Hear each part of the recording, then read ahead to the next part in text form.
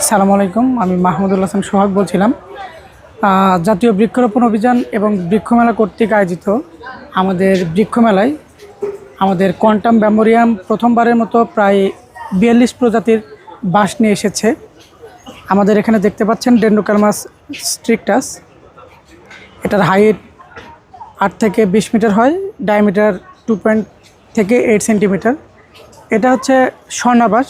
এটা দেখতে চমৎকার। এটা অর্নামেন্টাল ব্যাম্বো হিসেবে ব্যবহার হয়ে থাকে। এ পাশে আমরা দেখতে পাচ্ছি ফার্গেসিয়া নিটিডা। এটা ফাউন্টেন ব্যাম্বো। এই পাতার চা বেশ শরীরের জন্য উপকারী।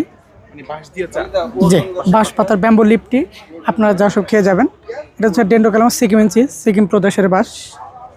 এটা হচ্ছে ওয়াপ্পি ব্যাম্বো।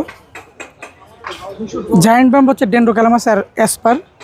এটা হাইট হয়ে থেকে 15 থেকে 30 সেন্টিমিটার পর্যন্ত। এটা ব্যাম্বোসা কাসারেন্সিস, বেথুয়া বাঁশ নামে পরিচিত। ব্যাম্বোসা ভালগারিস, এটা আপনার বান্দরবন, খাগড়াছড়ি পার্বত্য অঞ্চলে প্রচুর হয়ে থাকে। এটার হাইট 15 থেকে 20 মিটার পর্যন্ত হয়ে থাকে। এটা হচ্ছে ব্যাম্বোসা টুলডা, এটা আমাদের দেশীয় বাঁশ।